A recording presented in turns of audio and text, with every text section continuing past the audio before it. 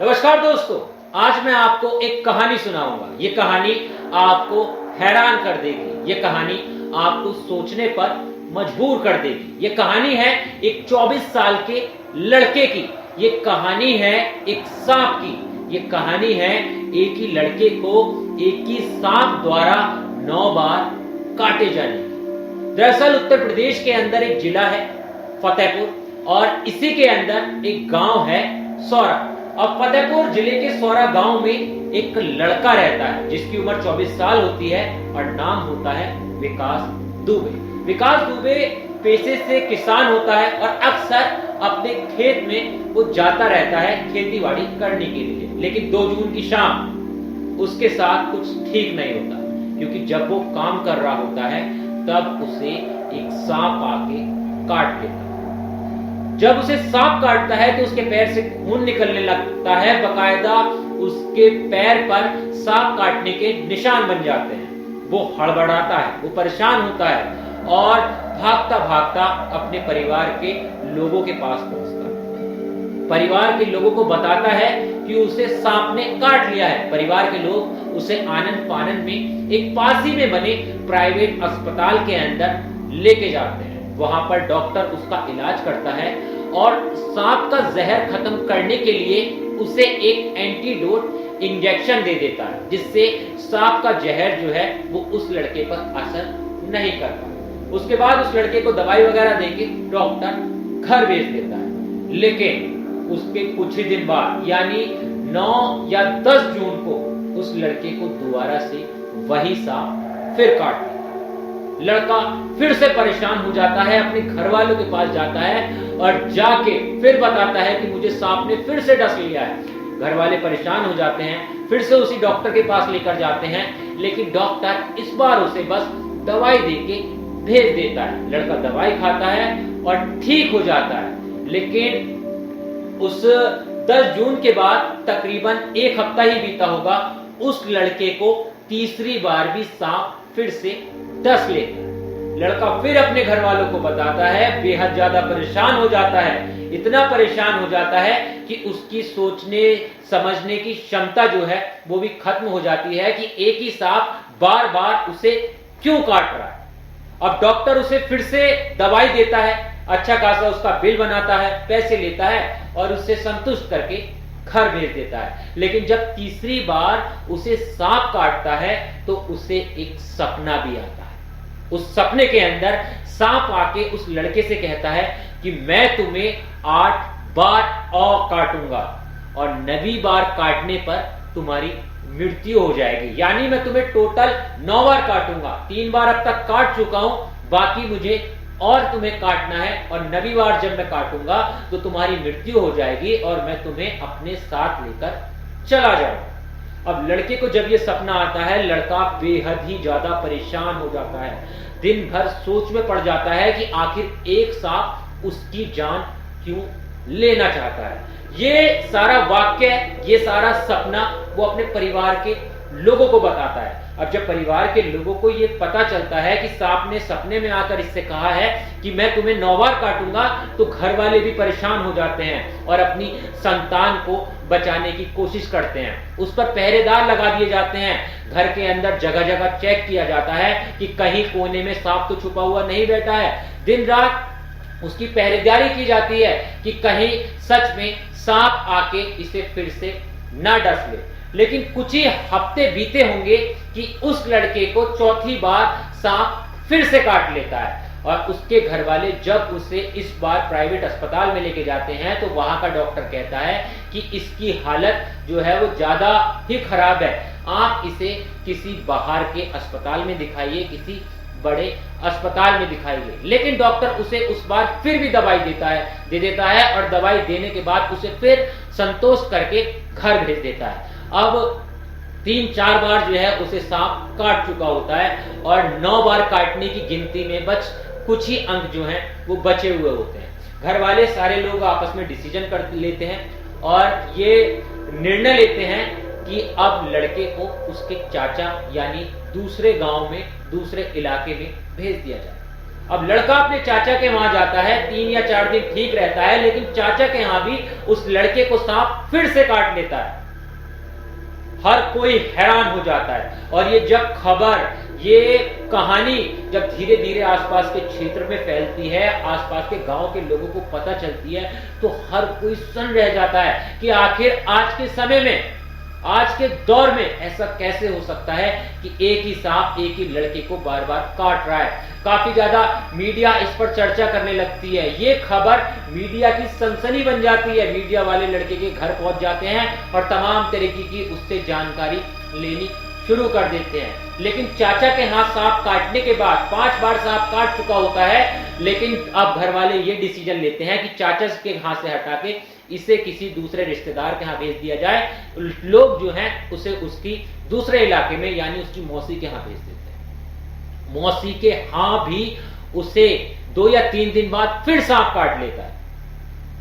अब सांप काट जब लेता है तो उसे अस्पताल में लेके जाया जाता है, उसे जिला अस्पताल में लेकर जाया जाता है। वहां उसका जो है फिर से इलाज चलता है, उसे इंजेक्शन दिया जाता है, यानी एंटीडोट दिया जाता है।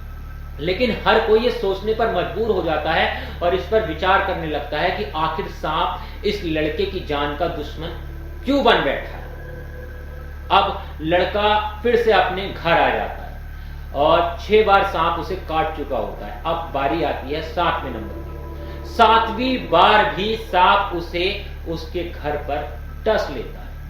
अब ये जानकारी जब पूरे गांव के अंदर फैल जाती है, राजनेता भी इसके अंदर इन्वॉल्व हो जाते हैं, आसपास के जो इलाके हैं वो भी इसके अंदर इन्वॉल्व होने लगते हैं, तो काफी सारे लोग कहते हैं कि जरूर कोई गंभीर बात है। या तो ये लड़का कुछ बहाना कर रहा है, या फिर ये लड़का गलत जानकारी दे रहा है, या फिर इस पर कुछ ऊपरी चक्कर हो गया है। तमाम तंत्र मंत्र, सांप सपेरे, बाबाओं के पास भी लड़के को लेकर जाया जाता है, लेकिन किसी के पास इस समस्या का समाधान जो है वो नहीं होता है।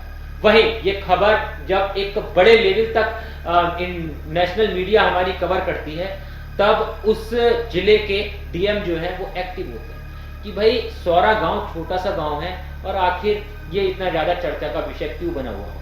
तो वहां के प्रशासन को जब पता चलता है कि दरअसल एक ही लड़के को सांप बार बार काट रहा है और 9 बार काटने की धमकी दे चुका है सपने में आकर, तो ये उनके लिए भी काफी ज्यादा हैरान करने वाली बात होती है। वो तुरंत एक टीम को बुलाते हैं, सीएमओ को बुलाते हैं, तमाम आला डॉक्टरों को बुलाते हैं और पूरी उस लड़के के ऊपर जांच पड़ताल की जाती है। 7 बार सांप जो है लड़के को काट चुका होता है लड़के के मुताबिक। अब सीएमओ जो है वो लड़के को ध्यान से देखता है, डॉक्टर जो है वो आके उसकी जांच करते हैं, पता करते हैं, सब कुछ लड़के का टेस्ट किया जाता है। फिर अंत में पहुंचा जाता है उस अस्पताल पे जहां पर उसे पहली बार, यानी 2 जून को जब सांप ने काटा था, तो पहली बार जिस क्लिनिक पर उसे लेके जाया गया होता है। तो जब उस अस्पताल पर पहुंचती है पूरी टीम, जिला प्रशासन की टीम बाकायदा सीएमओ के साथ में, तो उस हॉस्पिटल का जो डॉक्टर उसका इलाज कर रहा होता है वो बताता है कि सर 2 जून को इसको सांप ने काटा था, ये 2 जून को मेरे पास आया था, लेकिन ये काफी ज्यादा परेशान था, काफी ज्यादा इसकी हालत खराब थी, इसका दिमागी संतुलन भी उस टाइम ठीक नहीं लग रहा था, तो मैंने इसे इंजेक्शन दिया था, आनंद फानंद में एंटीडोट दी थी जिससे जहर को काटा जाए और इसे घर भेज दिया। लेकिन ये 1 हफ्ते बाद मेरे पास फिर आता है और कहता है कि मुझे फिर से सांप ने काट लिया, लेकिन इसकी हालत उस समय भी काफी ज्यादा खराब थी, काफी ज्यादा परेशान था, दिमागी संतुलन इसका बिल्कुल भी ठीक नहीं था। लेकिन ये कहता है कि दूसरी बार भी इसके सांप ने काटा है, पर सांप काटने का निशान जो है वो इस लड़के के पैर पर, हाथ पर, शरीर पर कहीं भी नहीं होता।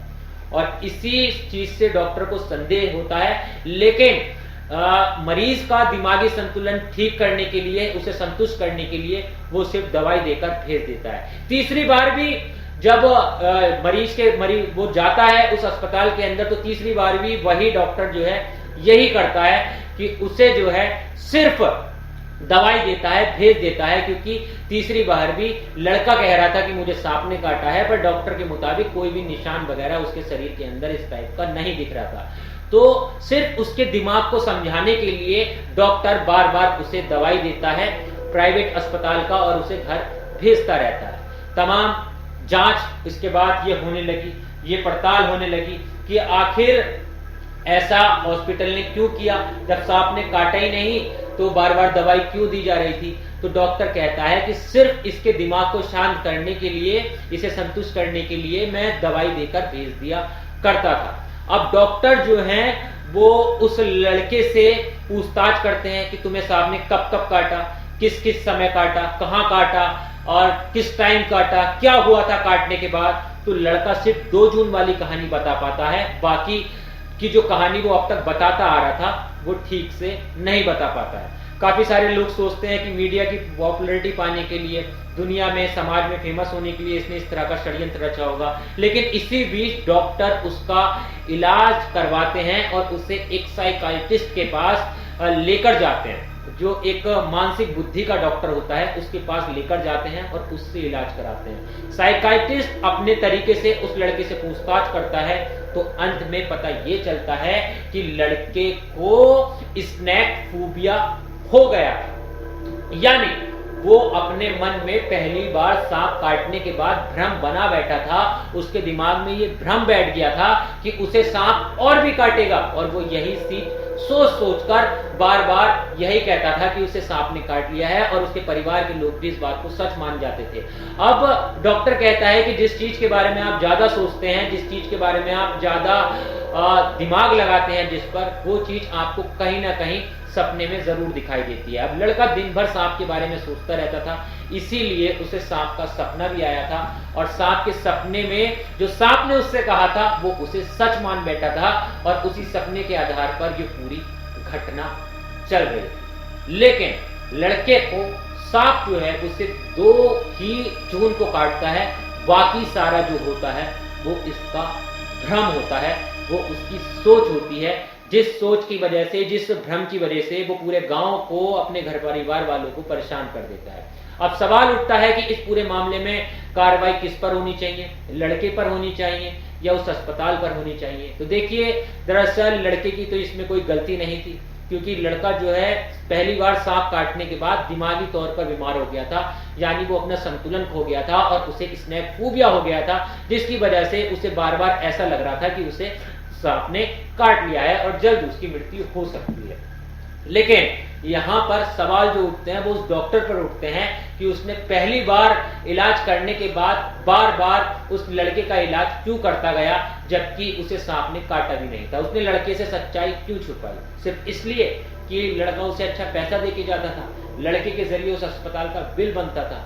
तो कार्रवाई उस अस्पताल पर होनी चाहिए, लेकिन इस पूरे मामले पर अभी भी जांच चल रही है, अस्पताल के खिलाफ जांच पड़ताल जो है वो की जा रही है, और आने वाले समय में पता चलेगा कि आखिर उस अस्पताल के साथ क्या हुआ। लेकिन ये कहानी काफी ज्यादा हैरान करने वाली थी, ये काफी ज्यादा परेशान करने वाली थी, और ये कहानी मैं आप सबके बीच इसलिए लेकर आया हूं क्योंकि आप भी इन चीजों पर ध्यान दीजिए, और अगर आपके साथ भी ऐसी कोई दिक्कत परेशानी हो जाती है तो सबसे पहले किसी अच्छे मनोचिकित्सक या फिर किसी अच्छे डॉक्टर से सलाह लीजिए, उसी के बाद आगे कोई आप एक्शन लीजिए। लेकिन इस कहानी पर आपका क्या कहना है, आपकी क्या राय है, कमेंट में जरूर बताना, और तमाम इसी तरह की कहानियों के लिए और खबरों के लिए, यहाँ तक कि राजनीतिक मुद्दों के लिए मेरे साथ जुड़े रहना। मिलता हूं आपसे किसी और वीडियो। जय हिंद।